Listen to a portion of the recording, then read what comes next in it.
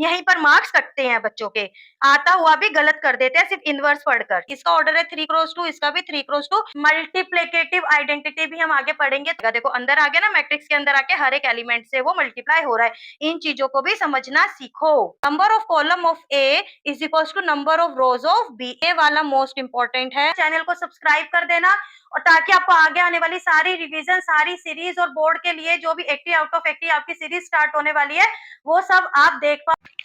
तो हेलो बच्चों, आज की वीडियो में हम करेंगे क्लास 12th का chapter number 3 that is matrices. इसकी क्विक रिवीजन जल्दी से समझ लेते हैं। इस चैप्टर में क्या क्या आ रहा है, सारे टॉपिक इसके रिवाइज कर लेते हैं। फर्स्ट ऑफ ऑल, मैट्रिसेस होती क्या है? मैट्रिसेस प्लूरल फॉर्म को मैट्रिसेस बोलते हैं और एक मैट्रिक्स को मैट्रिक्स बोलते हैं। ठीक है, मैट्रिक्स एक रेक्टेंगुलर रिप्रेजेंटेशन होता है जिसके अंदर की आपके नंबर्स गिवन होते हैं और इन नंबर्स को एंट्रीज बोलते हैं या फिर इसके एलिमेंट्स बोलते हैं। ये जो एलिमेंट्स और ये जो एंट्रीज हैं, ये क्या क्या हो सकती हैं? या तो आपके रियल नंबर्स की फॉर्म में हो सकती है या फिर फंक्शंस की फॉर्म में भी हो सकती हैं। 3x+5 इस फॉर्म में भी आपकी हो सकती है। क्वेश्चन टू क्वेश्चन डिपेंड करेगा और आपको समझ आ जाएगा कहां पर क्या करना है। जो मैट्रिक्स है उसको ऐसे रिप्रेजेंट करते हैं, ए मैट्रिक्स कैपिटल लेटर से करते हैं। नाम जरूरी नहीं है कि ए ही होगा, एम, एन, बी, कुछ भी नाम हम कैपिटल लेटर से इसको रिप्रेजेंट कर सकते हैं। मोस्ट कॉमनली कैपिटल ए से रिप्रेजेंट करते हैं, और जो इसके अंदर जो इसके एलिमेंट्स हैं वो स्मॉल ए से रिप्रेजेंट करते हैं। जो यहाँ पर गिवन है ये इसका ऑर्डर होता है। This is order of the matrix. जो यहाँ पर गिवन है ऑर्डर होता है, और जो फर्स्ट वाला है ये नंबर ऑफ रोज को रिप्रेजेंट करता है, और जो सेकंड नंबर है क्रॉस के बाद जो नंबर है वो कॉलम्स को रिप्रेजेंट करता है। ठीक है, और जो यहाँ पर आई जे क्या रिप्रेजेंट करता है? आई रिप्रेजेंट करता है ith रो को रिप्रेजेंट करता है। मींस अगर ये एलिमेंट्स को मैं इससे रिप्रेजेंट करती हूँ, एल्जेब्रिकली रिप्रेजेंट करती हूँ, तो A11 ये आपकी होती है रो 1, ये होती है row 2, this is row 3, and this is column 1, column 2, and this is column 3। तो ये रिप्रेजेंट कर रहा है first row, first column, this is second row, first column, this is third row, first column, first row, second column, second row, second column, third row, second column. आपको समझ आया? I represent करता है, अगर मैं बोलती हूँ इस मैट्रिक्स का A22 एलिमेंट कौन सा है, मतलब 2th row and 2th column, तो दिस इज द एलिमेंट। तो A22 की वैल्यू यहाँ पर क्या होगी? 9। आई रिप्रेजेंट करता है ये। समझ आया? इसका ऑर्डर है देखो 3 रोज 3 कॉलम, तो 3/3। इसका ऑर्डर क्या होगा? 3 रोज एंड 2 कॉलम्स, 3/2। इसका देखो 3 रोज 1 कॉलम, ठीक है, 3 क्रॉस 1। इसका मैंने आपको समझा दिया, दिस इज 3 क्रॉस 3। अब आ जाते हैं टाइप्स ऑफ मैट्रिसेस पे। हमने समझ लिया मैट्रिसेस होती क्या है, अब आते हैं types of matrices. Types of matrix में फर्स्ट है कॉलम मैट्रिक्स। कॉलम मैट्रिक्स में मीन जिसके अंदर सिर्फ एक कॉलम होगा, नंबर ऑफ रोज कितने भी हो सकते हैं बट कॉलम 1 होगा। तो उसको कैसे रिप्रेजेंट कर सकते हैं? AIJM, और कॉलम की जगह पर हम डायरेक्ट 1 लिख सकते हैं। ठीक है, एम कितना भी हो सकता है, नंबर ऑफ रोज कितने भी हो सकते हैं, और कॉलम 1 हो सकता है। जैसे कि यहाँ पर मैंने आपको एग्जांपल दिया है, इसके अंदर 3 रो है पर कॉलम 1 है, इसके अंदर 4 रोज है पर कॉलम 1 है, ऐसे ही इसके अंदर 5 रोज और column 1। This is called column matrix. इसी की तरह आ जाती है आपकी रो मैट्रिक्स। रो मैट्रिक्स में क्या होता है? एक रो हो, जिसके अंदर एक रो हो, नंबर ऑफ कॉलम कितने भी हो सकते हैं। नंबर ऑफ रो 1 1 1, इसके अंदर कॉलम 4, इसके अंदर 2, इसके अंदर 4। ठीक है, इसको कैसे रिप्रेजेंट करेंगे? 1 क्रॉस 4, 1 क्रॉस 2, 1 क्रॉस 4। अब आ जाते हैं स्क्वायर मैट्रिक्स पर। स्क्वायर मैट्रिक्स वो मैट्रिक्स होती है जिसमें number of rose number of columns के इक्वल होते हैं, जो मैंने आपको पहले ही दिखा दी। जैसे 3 क्रॉस 3, यहाँ पर भी मैंने 3 क्रॉस 3 का एग्जांपल लिया। तो ये होती है square matrix. Square matrix, number of rows is equals to number of columns. इसको कैसे रिप्रेजेंट करते हैं? m cross m, m cross m, और इसे क्या बोलते हैं? Is called matrix of order m। अगर आपको किसी क्वेश्चन में दिया है A is the matrix of order 3, A is a square matrix of order 3, आप समझ जाओ स्क्वायर मैट्रिक्स है 3 ऑर्डर की, मतलब 3 क्रॉस 3 की आपके पास एक स्क्वायर मैट्रिक्स है, उसके ऊपर आपको वर्क करना है। A1/1 जिसमें एक ही एलिमेंट है, देखो एक ही रो है, एक ही कॉलम है, 2/2, 2 rows 2 column, 3/3, 3 rows 3 columns. Element in square matrix I is equals to J। अब इसके अंदर जब हमारे पास स्क्वायर की बात आती है, अभी तक हमने मैथमेटिक्स में पढ़ा है, कोई भी स्क्वायर की बात करते हैं तो हम उसके डायगोनल्स नहीं भूलते, हम उसके डायगोनल्स नहीं भूलते। तो जब यहाँ पर स्क्वायर आ गया तो यहाँ पर भी ऑब्वियसली कोई ना कोई डायगोनल होगा। तो diagonal elements in square matrix जहां पर I is equals to J होता है, यहाँ पर देखो यहाँ पर दो डायगोनल दिख रहे हैं, पर हमारा जो मैट्रिक्स के अंदर हम डायगोनल की बात करते हैं वो मेन डायगोनल आपका ये होता है जहां पर I is equals to J होता है। आप इसके अंदर देख सकते हो I is equals to J होता है, ये A11, 22, 33 ये एलिमेंट्स मिलके आपका क्या बनाते हैं, डायगोनल। जब डायगोनल की बात होती है तो इसकी होती है, इसको हम डायगोनल नहीं मानते, ठीक है। जब भी डायगोनल होगा तो एक ही डायगोनल होता है मैट्रिक्स में, वो ये होता है 1 1। इसके अंदर कौन सा डायगोनल हुआ, ये हुआ। इसके अंदर डायगोनल एलिमेंट सिर्फ एक ही है तो इसके अंदर इतना हम बोलते नहीं है, कम क्वेश्चंस आते हैं इससे रिलेटेड। अगर आपसे डायगोनल एलिमेंट पूछा जाए तो वो सिंगल 2 ही होगा। इसके अंदर दो एलिमेंट है, डायगोनल एलिमेंट 2 और 6, इसके अंदर 3 एलिमेंट्स है डायगोनल एलिमेंट। तो आ जाते हैं diagonal matrix. When A is equals to Aij n cross n एक स्क्वायर मैट्रिक्स हमें गिवन है, तो डायगोनल मैट्रिक्स, अभी तो हमने पढ़ा स्क्वायर मैट्रिक्स क्या होती है और उसके अंदर डायगोनल किसे बोलते हैं। अब आ जाते हैं डायगोनल मैट्रिक्स क्या होती है, वो मैट्रिक्स जिसमें सिर्फ डायगोनल वाले एलिमेंट्स ही नॉन जीरो होते हैं, अदरवाइज सारे एलिमेंट्स जीरो हो जाते हैं। सिर्फ डायगोनल वाले एलिमेंट्स नॉन जीरो होंगे और सारे एलिमेंट्स जीरो हो जाएंगे, उसे बोलते हैं डायगोनल मैट्रिक्स। देखो Aij इज इक्वल्स टू 0, सारे Aij जीरो हो जाएंगे जब Ij जीरो के इक्वल नहीं होगा, Ij के इक्वल नहीं होगा, मतलब जब I J के इक्वल है। ये डायगोनल हमारे किससे बन रहा है, जब I is equals to J है तो कोई ना कोई वैल्यू रहेगी, अदरवाइज जब I J के इक्वल नहीं है, यहाँ पे 1 2 है, यहाँ पे 2 1 है, तो I J के इक्वल नहीं है, तो सारे एलिमेंट्स क्या हो जाएंगे, जीरो। उसको बोलते हैं diagonal matrix. Scalar matrix diagonal matrix का ही एडवांस है।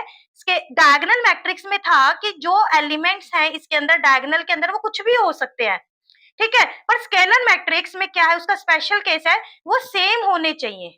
अगर 4 है तो 4 है, 5 है तो सारे डायगोनल एलिमेंट सेम होंगे, तो ऐसी मैट्रिक्स को क्या बोलते हैं, स्केलर मैट्रिक्स बोलते हैं। देखो Bij एलिमेंट है वो जीरो है, अगर I J के इक्वल नहीं है तो जीरो है, और अगर J के इक्वल है तो कोई एक कांस्टेंट नंबर है, ठीक है, या तो 4 है या 5 है या -2 है, कुछ भी हो सकता है। तो ये होती है scalar matrix. Identity matrix, identity matrix special case है स्केलर मैट्रिक्स का। हमने पढ़ा इसके अंदर डायगोनल मैट्रिक्स, फिर स्केलर मैट्रिक्स। अब आइडेंटिटी मैट्रिक्स में जो सारे एलिमेंट होने चाहिए वो 1 के ही इक्वल होने चाहिए, जो डायगोनल एलिमेंट्स है वो 1 के इक्वल ही होने चाहिए, तब हम उसको बोलते हैं आइडेंटिटी मैट्रिक्स। और आइडेंटिटी को ऐसे रिप्रेजेंट करते हैं I से, I2 मतलब ऑर्डर 2 की आइडेंटिटी मैट्रिक्स। और ये जो सारी चीजें मैं आपको स्क्वायर मैट्रिक्स के बाद से बता रही हूँ, ये सारी किसके लिए एप्लीकेबल है, ओनली फॉर स्क्वायर मैट्रिसेस, ठीक है। आइडेंटिटी मैट्रिक्स भी ओनली फॉर स्क्वायर मैट्रिसेस है। इसके अंदर 3 क्रॉस 3 IN लिख देते हैं, कोई भी, जैसे अगर I4 है, I5 है तो IN, और I3 ये क्या है, I3। Zero matrix means null matrix जिसके सारे एलिमेंट्स क्या हो जाए, जीरो। और इसको कैसे रिप्रेजेंट करते हैं, जीरो से रिप्रेजेंट करते हैं। ये रेक्टेंगुलर और स्क्वायर दोनों में हो सकती है। Equality of to matrices. अब आ जाते हैं दो मैट्रिसेस इक्वल कब होती हैं। दो मैट्रिसेस इक्वल होने के लिए सबसे पहली कंडीशन, दोनों का ऑर्डर इक्वल होना चाहिए। जब दोनों का ऑर्डर इक्वल हो जाएगा तो उनके कॉरेस्पॉन्डिंग एलिमेंट्स इक्वल होंगे। मतलब इसमें देखो दोनों का ऑर्डर, सबसे पहले ऑर्डर चेक करो, दोनों का ऑर्डर बिल्कुल सेम है, तो इसके अंदर क्या होगा, कॉरेस्पॉन्डिंग एलिमेंट्स, मतलब कि ये है A11 तो A11 के इक्वल होगा, तो 2x की वैल्यू क्या आ गई, 2 आ गई। A12 ये A12 है, इसमें भी A12, तो y की वैल्यू 9 आ जाएगी। ये 21 इसकी पोजीशन क्या है, A21, तो A21 के ही इक्वल होगा, और ये A22 तो 22 के ही इक्वल होगा। देखो कॉरेस्पॉन्डिंग एलिमेंट्स ही इक्वल होंगे, ठीक है। अब इसके अंदर देखो, इसको इक्वल करो, इसका सबसे पहले ऑर्डर चेक करो, 3 क्रॉस 2, इसका ऑर्डर क्या है, 2 क्रॉस 3, तो ये सेम है, नहीं है, तो यहाँ पर इक्वालिटी हम चेक नहीं कर सकते क्योंकि ऑर्डर ही सेम नहीं है। Next is addition of matrices. Operations आ जाते हैं, मैट्रिसेस के ऑपरेशन स्टार्ट हो गए।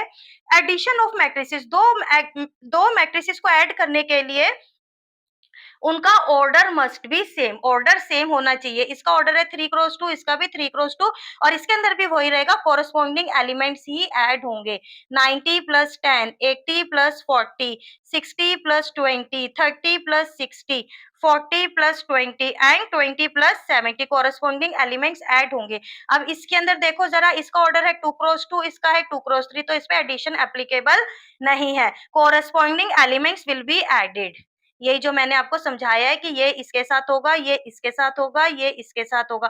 कोरस्पॉन्डिंग एलिमेंट सेम पोजीशन वाले एलिमेंट्स ही आपस में ऐड होंगे। अब इसकी प्रॉपर्टीज देख लेते हैं एडिशन की। Commutative law, commutative law means दो मैट्रिक्स है आपके पास, दो मैट्रिसेस है, अगर आप ये ए है ये बी है, इसको ऐड करो या फिर बी प्लस ए ऐड करो तो आपके पास आंसर सेम आएगा। ऐसे ही एसोसिएटिव लॉ जो आप रियल नंबर्स के लिए पढ़ते आए हो आज तक, कि ये दो मैट्रिक्स है, पहले इनको ऐड करो फिर इसमें ऐड करो, या फिर पहले इन दोनों को ऐड करो और फिर ए में ऐड करो, तो आंसर आपका सेम आएगा। एक वर्ड आता है एडिटिव आइडेंटिटी।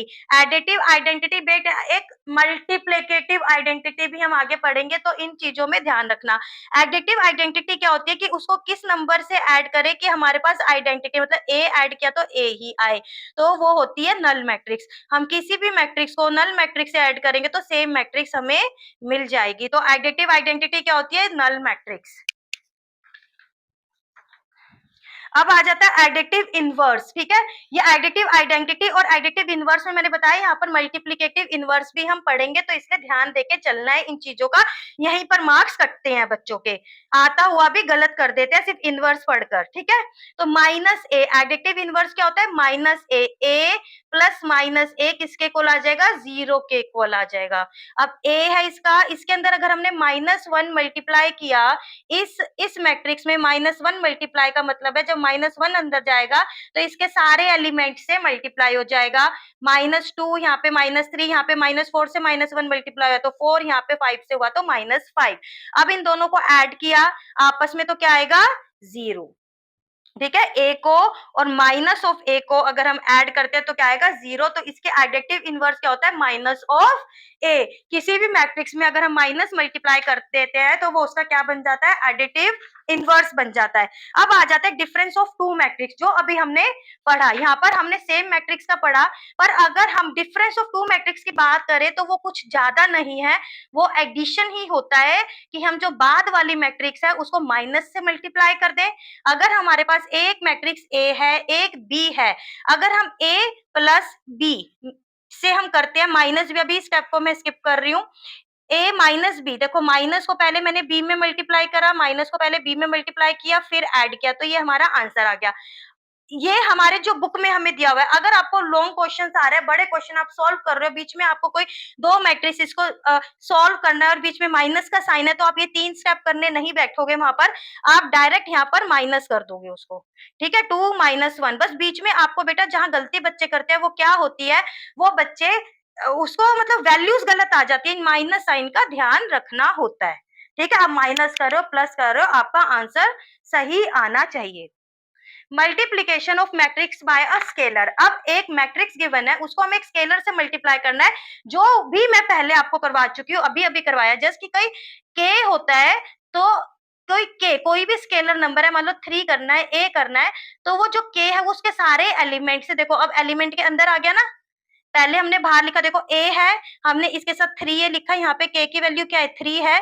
फिर हमने मैट्रिक्स के बाहर लिखा, मैट्रिक्स के बाहर लिखा, और बाद में एक स्टेप मैं आपको समझाने के लिए लिख देती हूँ, तो ये 3 अंदर जाएगा तो सबसे मल्टीप्लाई हो जाएगा, सारे एलिमेंट से मल्टीप्लाई हो रहा है ये, ठीक है। -3 × -9, मतलब ये करके हमारे पास ये आंसर आ गया, 3 इनसे सबसे मल्टीप्लाई हो जाएगा। देखो अंदर आ गया ना, मैट्रिक्स के अंदर आके हर एक एलिमेंट से वो मल्टीप्लाई हो रहा है। इन चीजों को भी समझना सीखो, यही क्वेश्चन में पेपर में आती है ये चीजें लिखी हुई। जो बच्चे बोलते हैं ना कि मैम इस बार एग्जाम क्वेश्चन पेपर मुश्किल आया था, वो मुश्किल नहीं होता बेटा, इन चीजों से घेर देते हैं उस चीज को। Properties of scalar multiplication. Properties क्या है? अगर कोई एक स्केलर है और दो मैट्रिक्स हमारी अंदर ऐड हो रही हैं तो वो दोनों से मल्टीप्लाई होगा। हमें पता है जब ब्रैकेट के बाहर कुछ होता है, ये होता है, तो ये दोनों से मल्टीप्लाई होता है, ठीक है। तो मैट्रिक्स केस में भी यही होगा। अब दो यहाँ पे क्या है? कॉन्स्टेंट नंबर है, एक के है और एक एल है, तो वो दोनों ही ए से मल्टीप्लाई होंगी। Got the point? अब मल्टीप्लीकेशन, अभी तक हमारे सारे ऑपरेशन क्लियर हो गए, addition, addition, inverse, multiplication by a scalar. अब आता है दो मैट्रिसेस का मल्टीप्लीकेशन आपस में। ठीक है, एक मैट्रिक्स गिवन है m क्रॉस n ऑर्डर की, एक b गिवन है, तो उसका आंसर क्या आया, c, कोई एक मैट्रिक्स ही आएगी। ठीक है, इफ प्रोडक्ट इज डिफाइंड, अच्छा इसके अंदर दो कंडीशंस गिवन होती हैं कि अगर इसका फर्स्ट वाली जो हमें मल्टीप्लाई करनी है उसका नंबर ऑफ ऑर्डर इक्वल होना चाहिए सेकंड वाली के नंबर ऑफ रो से। Number of column of A is equal to number of rows of B, इसके कॉलम इसकी रोज इक्वल होनी चाहिए तभी उसकी मल्टीप्लीकेशन डिफाइंड होगी, अदरवाइज नहीं होगी। और जो रिजल्टेंट मैट्रिक्स है जो सी आएगी, रिजल्टेंट मैट्रिक्स मल्टीप्लाई होने के बाद आएगी, तो उसका ऑर्डर क्या रहेगा, m क्रॉस p, मतलब ये इसके तो नंबर ऑफ रोज और इसके नंबर ऑफ कॉलम्स, ये इसका ऑर्डर रहेगा। ये आपको समझ के चलना है, इस पर बेस क्वेश्चंस आते हैं, इस बार के सैंपल पेपर में भी इस पर बेस क्वेश्चंस हैं। अब इन दोनों को मल्टीप्लाई करना है, एक सिंपल सा रूल बताती हूँ, स्लीपिंग स्टैंडिंग।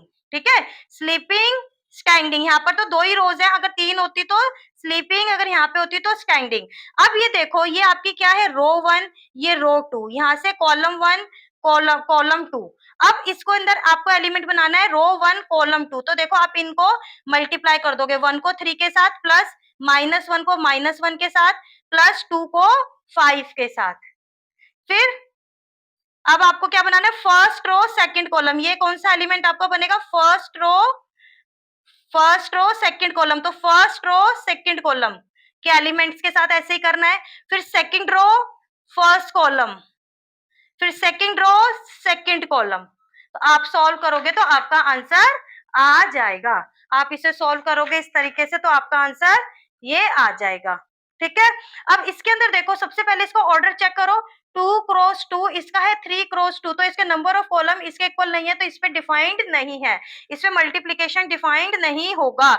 इसके अंदर देखो स्क्वायर मैट्रिसेस पे तो मल्टीप्लीकेशन डिफाइंड होता है, जबकि दोनों मैट्रिसेस सेम ऑर्डर की हो। ठीक है, अगर दोनों मैट्रिसेस सेम ऑर्डर की हैं और स्क्वायर मैट्रिसेस हैं तो इनके ऊपर मल्टीप्लीकेशन डिफाइंड होता है। ऐसे two cross two, two cross two, और जो इनकी रिजल्टेंट होती है, देखो थ्री इसके इक्वल है, जो रिजल्टेंट भी सेम ही बनती है, थ्री क्रॉस थ्री, इसके अंदर टू इसके इक्वल है, तो रिजल्टेंट क्या बनेगी, टू क्रॉस टू। तो स्क्वायर मैट्रिसेस में जब मल्टीप्लीकेशन होती है तो रिजल्टेंट भी सेम ऑर्डर की ही बनती है।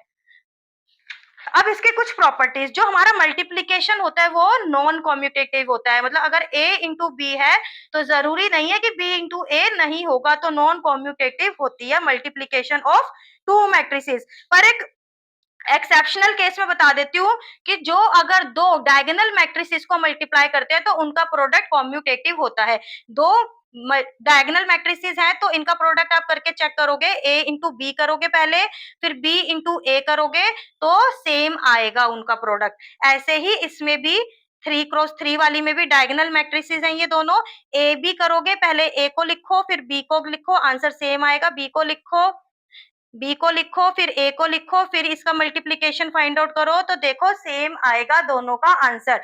तो ये एक्सेप्शनल केस है, डायगोनल मैट्रिसेस का मल्टीप्लीकेशन कॉम्यूटेटिव होता है। अब एक फैक्ट की बात करते हैं मैट्रिसेस से रिलेटेड, कि अगर हम दो नंबर्स को, अगर हमारे रियल नंबर्स में क्या होता है, अगर थ्री इंटू जीरो करेंगे तो आंसर जीरो आएगा, अगर थ्री इंटू वन करेंगे तो थ्री आ जाएगा, या जीरो इंटू नाइन करेंगे तब जीरो आएगा, मतलब इन दोनों में से एक नंबर को जीरो होना पड़ेगा तभी आंसर जीरो आएगा। ठीक है, दो में से एक नंबर जीरो होगा तभी आंसर जीरो आएगा, लेकिन मैट्रिसेस में ऐसा नहीं है। अगर ये वाली, अगर आपका ये केस है कि कॉलम वन कॉलम टू के दोनों एलिमेंट्स हैं और रो वन के, इनको आप मल्टीप्लाई करते हो तो आंसर जीरो आ जाता है। ये एक फैक्ट है कि जरूरी नहीं है कि अगर a इंटू बी जीरो है तो इनमें से एक जीरो होगा, दोनों ही नॉन जीरो हैं, a भी नॉन जीरो है, b भी नॉन जीरो है और a इंटू बी जीरो है। ठीक है, ये एक फैक्ट है, इसको ध्यान रखना। एसोसिएटिव लो, एसोसिएटिव लो हम पढ़ते आए हैं, ये होता है, ठीक है, या तो इन दोनों को पहले मल्टीप्लाई कर दो या इन दोनों को पहले मल्टीप्लाई कर दो। तो इसके अंदर मैं बता देती हूँ, जो स्क्वायर मैट्रिसेस होती है वो तो हमेशा एसोसिएटिव होती है, उनका जो मल्टीप्लीकेशन है, एसोसिएटिव मींस मल्टीप्लीकेशन एसोसिएटिव होता ही होता है, किसमें, स्क्वायर मैट्रिसेस में। लेकिन जो नॉर्मल मैट्रिसेस होती है, मतलब कि जो रेक्टेंगुलर मैट्रिसेस होती हैं 3/2 या फिर 2/3 या फिर 4/1 या 1/4, जो रेक्टेंगुलर मैट्रिसेस होती हैं उसके अंदर भी एसोसिएटिव लॉ एप्लीकेबल होता है, बट एक कंडीशन है कि बोथ साइड इक्वालिटी डिफाइन होनी चाहिए। इक्वालिटी का मीनिंग है बेटा, जो हम यहाँ पे मल्टीप्लाई करते हैं उनके कॉलम और रो इक्वल होनी चाहिए, तभी तो हम मल्टीप्लाई कर पाएंगे। ठीक है, तो उनकी इक्वालिटी डिफाइंड होनी चाहिए, तो उनका एसोसिएटिव लॉ एप्लीकेबल हो जाएगा। स्क्वायर मैट्रिसेस में होता ही होता है, क्योंकि स्क्वायर मैट्रिसेस में अगर वो सेम ऑर्डर के ही है तो हमें वो प्रॉब्लम नहीं आती, वो मैच हो ही जाता है हमारा। इसलिए हम कहते हैं कि एसोसिएटिव लॉ स्क्वायर मैट्रिसेस में तो एप्लीकेबल होता ही होता है। ये काम का है, आगे आपको काम आएगा, इसी वीडियो में बताऊंगी। डिस्ट्रीब्यूटिव लॉ भी ये लर्न कर लेना, ए अगर मल्टीप्लाई हो रहा है तो दोनों से अलग अलग होगा, सेपरेटली होगा, ऐसे सी भी दोनों से सेपरेटली होगा। Existence of the multiplicative identity, मैंने बोला था ना वहां पे आइडेंटिटी थी 0, यहाँ पे आइडेंटिटी है आई। अगर हम उसको आई से मल्टीप्लाई करते हैं, आई मैंने बताया था आइडेंटिटी मैट्रिक्स, उसका नाम ही आइडेंटिटी है। आई अगर मल्टीप्लाई करते हैं तो वापस से ए ही आ जाता है। ठीक है, अब आपके लिए एक क्वेश्चन दे रही हूं मैं, इसे आपको, इसके अंदर एक मैट्रिक्स गिवन है, आप बच्चे करोगे, show that A cube minus this is equals to 0। इसके अंदर पहले आप a इंटू ए करोगे तो ए स्क्वायर आ जाएगा, फिर ए स्क्वायर इंटू ए कर दोगे तो ए क्यूब आ जाएगा, यहाँ से ए क्यूब आ गया। आप इसमें इक्वेशन में लगाओगे, यहाँ से ए वाली मैट्रिक्स लिखोगे, ए क्यूब जो यहाँ है ये लिखोगे, ए लिखोगे -40 और आई लिखोगे किसकी, आई मतलब 3 ऑर्डर की। यहाँ पे ए क्या है हमारा, ऑर्डर 3 में चल रहा है, तो यहाँ पर आए भी 3 ऑर्डर की ही लिखेंगे। अपने क्वेश्चन से लेते हैं कि किस ऑर्डर की यहाँ पर आए आएगा, या फिर यहाँ पर रिप्रेजेंट होता है आई 3, तो समझ आ जाता है इतना आएगा। अब इस 23 को पूरे इस मैट्रिक्स से मल्टीप्लाई करोगे और इस इक्वेशन को सॉल्व करोगे तो देखोगे आपकी लास्ट में नल मैट्रिक्स आ जाएगी, that will be equals to 0। Transpose of a matrix, transpose of the matrix क्या होता है, जिसके अंदर हम रोज और कॉलम्स को आपस में इंटरचेंज कर देते हैं। देखो ये रो 1, रो 2, रो 3, कॉलम 1, कॉलम 2, ये है ए का ट्रांसपोज। इसको ऐसे भी रिप्रेजेंट कर सकते हैं और ऐसे भी कर सकते हैं, मोस्ट कॉमनली ऐसे रिप्रेजेंट किया जाता है ये। ठीक है, ये रो 1, रो 2, कॉलम 1, कॉलम 2, कॉलम 3। इसके अंदर आप देखो जो रो 1 थी वो कॉलम 1 बन गया, जो रो 2 थी वो कॉलम 2 बन गया, जो रो 3 थी वो कॉलम 3 बन गया।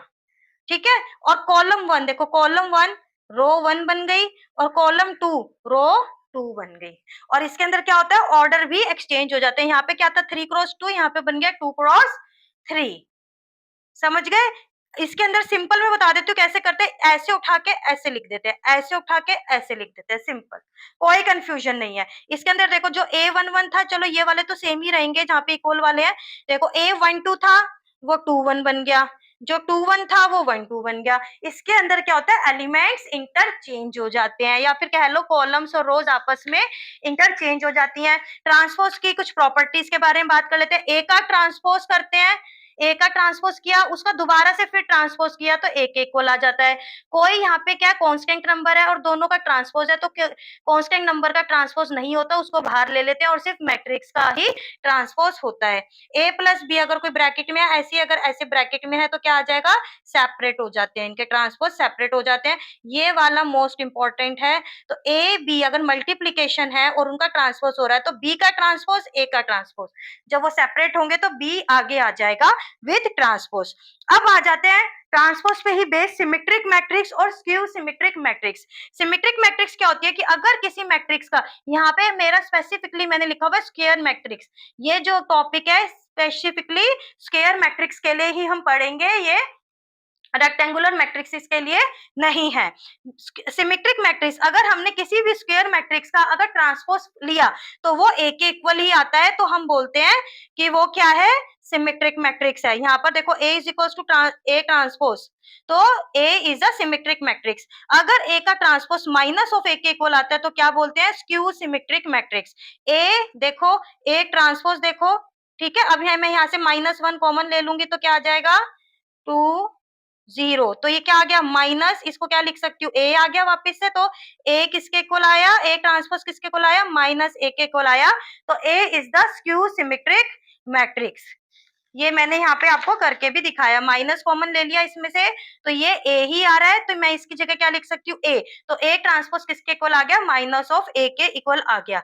अब एक फैक्ट पढ़ लेते हैं स्क्यू सिमेट्रिक मैट्रिक्स के बारे में। स्क्यू सिमेट्रिक मैट्रिक्स में आप कितने भी क्वेश्चन करना, एक चीज आप नोट करोगे कि जो उसके डायगोनल एलिमेंट होते हैं ना, वो हमेशा 0 होते हैं।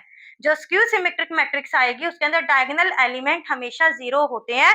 इन चीजों, छोटी छोटी बातें बेटा, इनको नोट कर लो, इन्हीं से क्वेश्चन बन जाते हैं, इन्हीं से क्वेश्चन बनकर आते हैं। और अब आ जाते हैं थ्योरम नंबर 1। अब हमने पढ़ा सिमेट्रिक मैट्रिक्स क्या होती है, स्क्यू सिमेट्रिक क्या होती है। वो कह रहा है कि आप प्रूफ करो, थ्योरम 1 आपको क्या कहती है कि with the real number, A matrix है उसके अंदर रियल नंबर्स एंट्रीज है, रियल नंबर्स हैं सारे, ए plus A dash symmetric matrix होगी, ए माइनस ए डैश स्क्यू सिमेट्रिक मैट्रिक्स होगी। मतलब कि हमने ए प्लस ए ट्रांसपोज लिया, उसको इसमें ऐड कर दिया, तो एक नई मैट्रिक्स बन गई बी। अब वो कह रहा है जो बी मैट्रिक्स है वो सिमेट्रिक है, ठीक है, वो कह रहा है बी मैट्रिक्स है, सिमेट्रिक है, और अगर ए के में से माइनस कर देते हैं इसका ट्रांसपोज, तो एक नई मैट्रिक्स बनेगी सी। वो कह रहा है सी जो है वो स्क्यू सिमेट्रिक है, ये प्रूफ करो। मतलब बी जो है बी ट्रांसपोज के इक्वल है, और सी जो है सी का ट्रांसपोज जो है माइनस सी के इक्वल है, ये आप प्रूफ कर दो। तो हम इसे प्रूफ करना स्टार्ट करेंगे, बहुत ईजी है, प्रूफ के नाम से डर मत जाना। B is equals to A plus A dash. अब इसका हमने टेकिंग ट्रांसपोज बोथ साइड्स, दोनों साइड्स हमने ट्रांसपोज ले लिया। अब इसके अंदर ट्रांसपोज ले लिया, ट्रांसपोज देखो अभी हमने ये प्रॉपर्टी पढ़ी है, अभी अभी पढ़ाई है, सेपरेट हो गया, इसके अंदर ए ट्रांसपोज का ट्रांसपोज हो गया, ये प्रॉपर्टी भी पढ़ी है, जब ट्रांसपोज का ट्रांसपोज होता है तो सिंगल हो जाता है। अब इसको आगे पीछे करना है, कॉम्यूटेटिव लॉ भी अभी अभी हम पढ़ के आए हैं, दो मैट्रिक्स के एडिशन का कॉम्यूटेटिव लॉ हमने पढ़ा है। तो ये किसके इक्वल आ गया, देखो ए प्लस ए डैश किसके इक्वल आ गया, बी के इक्वल आ गया। तो यही हमें प्रूफ करना था। तो और बी क्या है, ए प्लस ए ट्रांसपोज है, मतलब कि A plus A transpose is the symmetric matrix, B is the symmetric matrix, मतलब ये सिमेट्रिक मैट्रिक्स है। ठीक है, समझ आया। ऐसे ही हम स्क्यू सिमेट्री का सेम कर लेंगे।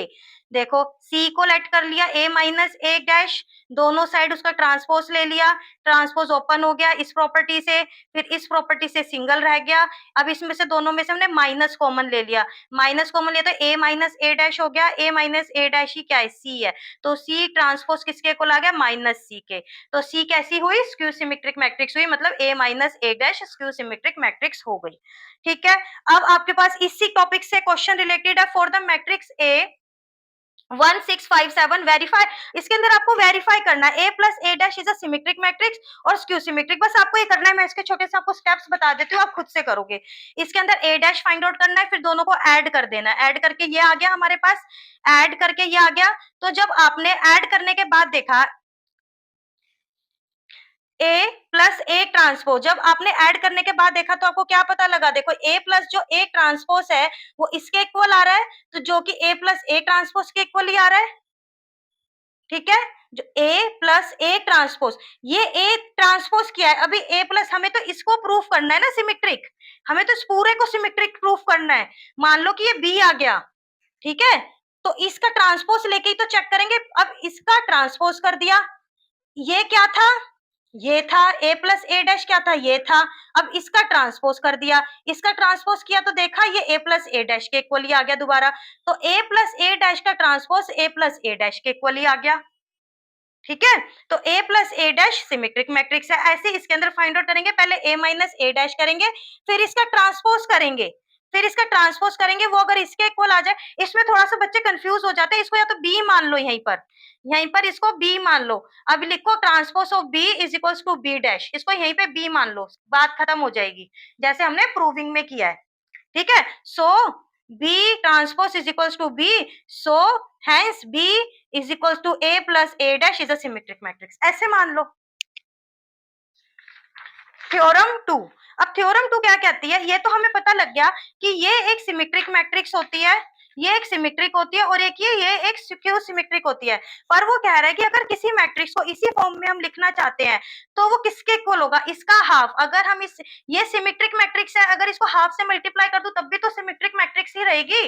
ठीक है, सिमेट्रिक मैट्रिक्स, और ये स्क्यू सिमेट्रिक मैट्रिक्स है, हमें पता है, अब इसको हाफ से मल्टीप्लाई कर दूं तब भी स्क्यू सिमेट्रिक रहेगी, ये सिमेट्रिक रहेगी। तो ए को any square matrix can be expressed as the sum square symmetric और स्क्यू सिमेट्रिक के एडिशन के रूप में हम इसको लिख सकते हैं, पर उनके साथ हाफ हाफ मल्टीप्लाई होगा। अब इसको आपको करना है सिमेट्रिक और स्क्यू सिमेट्रिक। आप क्या करोगे, बी डैश फाइंड आउट करोगे, B plus B dash find out करोगे, फिर हाफ से मल्टीप्लाई कर दोगे, B minus B dash find out करोगे, फिर उसको भी हाफ से मल्टीप्लाई कर दोगे। और यहाँ पर बी मैट्रिक्स किसके इक्वल है, इस दिस प्लस दिस।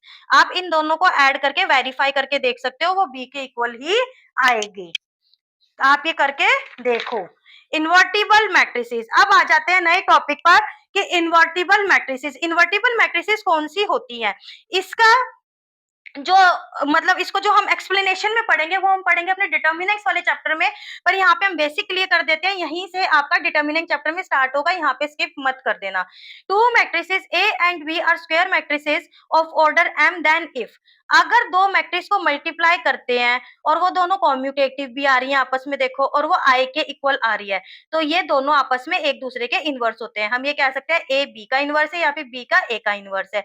हम इसको ऐसे भी लिख सकते हैं, हम बी को हटा के ए इनवर्स भी लिख सकते हैं, या फिर ए की जगह पर बी इनवर्स भी लिख सकते हैं। तो ये आपस में अगर दो मैट्रिक्स को मल्टीप्लाई करने पर आ जाता है तो मींस वो दोनों एक दूसरे के इनवर्स हैं। Got the point. अब यहाँ पे ए और बी गिवन है, इन दोनों को मल्टीप्लाई किया तो किसके इक्वल आ रहा है, आई के इक्वल आ रहा है। मतलब ए का जो इनवर्स है वो ए इनवर्स किसके इक्वल है, ये ए इनवर्स की वैल्यू अगर मैं यहाँ से देखूं तो ये है, और बी इनवर्स बताऊं तो ए है जो कि ये है। ठीक है, अगर दो मैट्रिसेस को मल्टीप्लाई करने पर आई आता है तो मतलब वो एक दूसरे की इनवर्स है, ये इसका इनवर्स है और ये इसका इनवर्स है। अब आ जाता है यूनिकनेस ऑफ इनवर्स। वो कह रहा है जो इनवर्स तो है पर हर एक मैट्रिक्स का इनवर्स यूनिक होता है, एक मैट्रिक्स के इनवर्स दो नहीं हो सकते, ये हमें प्रूफ करना है। Uniqueness of inverse, inverse of a square matrix if it exist is unique, अगर एग्जिस्ट कर रहा है तो वो यूनिक है। हमने मान लिया उसका एक्सेप्शन केस कि दो है, उसके इनवर्स दो है, अगर दो इनवर्स है तो बी भी ए के इनवर्स के इक्वल है, सी भी ए इनवर्स के इक्वल है।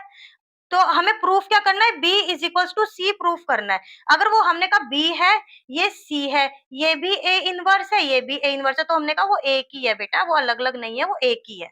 ठीक है, तो हमने क्या किया, अगर बी ए इनवर्स के इक्वल है तो A B into B A is equals to I होगा, अगर सी ए इनवर्स के इक्वल है तो ये भी ये होगा, तो इसको नंबरिंग दे दी 1, इसको नंबरिंग दे दी 2। अब B is equals to B I, identity exist, B is equals to B I. हमने ये आइडेंटिटी एग्जिस्ट करती है ना, हमें पता है ना I इंटू बी करेंगे तो B हो जाएगा, या फिर B इंटू बी आई करेंगे तो B हो जाएगा, ये हम पढ़ के आए मल्टीप्लीकेटिव आइडेंटिटी। यहाँ पे वर्ड लिख सकते हो मल्टीप्लीकेटिव आइडेंटिटी। तो हमने ये लिया, अब I को इससे इक्वेशन 2 से क्या लिख सकते हैं, AC लिख सकते हैं, I की जगह पे AC लिख दिया फ्रॉम 2।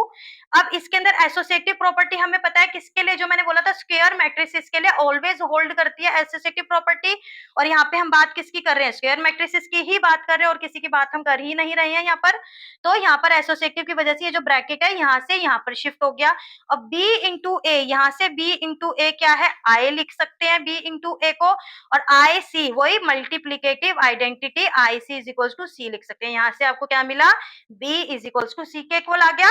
तो inverse of a matrix is unique, यही हमें प्रूव करना था कि B अगर C के इक्वल आ जाता है तो मतलब हमारी मैट्रिक्स क्या हो जाएंगी, यूनिक इनवर्स हो जाएगा। अब एक थ्योरम लास्ट टॉपिक है आज का, if A and B are invertible matrices of the same order, अगर ए और बी इन्वर्टिबल, ये बेटा ये जो मैंने आपको ट्रांसपोज में भी बताया था, जो ए और बी का ट्रांसपोज लेते हैं तो बी का ट्रांसपोज पहले आता है और ए का बाद में आता है जब उस ब्रैकेट को ओपन करते हैं। तो ऐसे ही सेम इनवर्स में होता है, अगर ए इंटू बी मल्टीप्लीकेशन में है और उन दोनों का इनवर्स है, जब उनको सेपरेट करते हैं तो ये पहले आता है और ए का बाद में आता है। बेटा मोस्ट इंपॉर्टेंट है ये भी और ये भी, ये बहुत जगह यूज होती है। मैं ये कहूंगी कि थ्योरम डायरेक्ट नहीं आती, लेकिन आप समझ लो आ सकती है, अगर है तो हमें छोड़नी क्यों है। ठीक है, बहुत इजी है, सिर्फ स्टेप देखने को दिख रहे हैं, है नहीं कुछ भी इसके अंदर। देखो अगर दो, हमें पता है कि ए, मैं कुछ और नाम ले लेती हूँ, यहाँ पे एम एन दो मैट्रिक्स हैं, अगर एम एन दोनों एक दूसरे की इनवर्स हैं तो ये आई के इक्वल आती है, और हमने पढ़ा M into M inverse I के इक्वल आता है मल्टीप्लाई होने पे, यही हमने पढ़ा है यहाँ से। तो M into N inverse, A B को एक मैट्रिक्स मान लो, मतलब सी है, सी इनवर्स आई के इक्वल है, या फिर सी इनवर्स सी आई के इक्वल है, ठीक है। अब हमने ए प्री मल्टीप्लाई कर दिया ए इनवर्स से, यही एसोसिएटिव प्रॉपर्टी से ये ब्रैकेट यहाँ पे शिफ्ट हो गया, ठीक है। अब ये ब्रैकेट यहाँ पे शिफ्ट हो गया तो हमें पता है ये आई के इक्वल होता है, तो ये आई बन गया। यहाँ पर आई इंटू बी, वही जो हम मल्टीप्लिकेटिव आइडेंटिटी, इसको हम बी लिख सकते हैं, और यहाँ पे भी देखो ए इनवर्स आई, कोई भी एक मैट्रिक्स है उसमें आई मल्टीप्लाई हो रहा है, तो उसी को लिख सकते हैं डायरेक्ट, ठीक है। अब दोबारा दूसरा स्टेप यही वाला रिपीट हो गया, बी इनवर्स से मल्टीप्लाई कर दिया, बी इनवर्स और बी मिलके क्या बन गए आई, और यहाँ पे बी इनवर्स ए इनवर्स हो गया।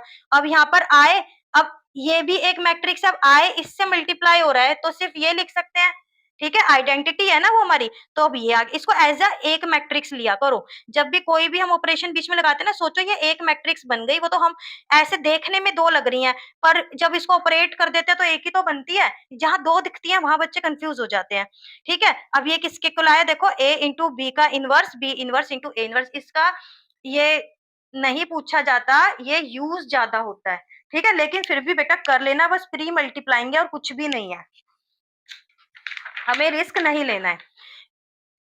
क्वेश्चन देखो, ये एनसीईआरटी का ही क्वेश्चन है, A and B will be inverse of each other, कब होंगे, कौन सी कंडीशन है इनवर्स की, ये वाली कंडीशन हमने पढ़ी है। आज आपका यहाँ पे चैप्टर कंप्लीट हो जाता है, आपकी क्विक रिवीजन मैंने करवाई है, अच्छे से इसको कर लेना बेटा। और अगर आपको पसंद आई है वीडियो तो प्लीज लाइक शेयर सब्सक्राइब जरूर कर देना, चैनल को सब्सक्राइब कर देना, और ताकि आपको आगे आने वाली सारी रिवीजन, सारी सीरीज और बोर्ड के लिए जो भी 80 आउट ऑफ 80 आपकी सीरीज स्टार्ट होने वाली है, वो सब आप देख पाओ और आपके 80 आउट ऑफ 80 आप स्कोर कर पाओ। थैंक यू सो मच बच्चों।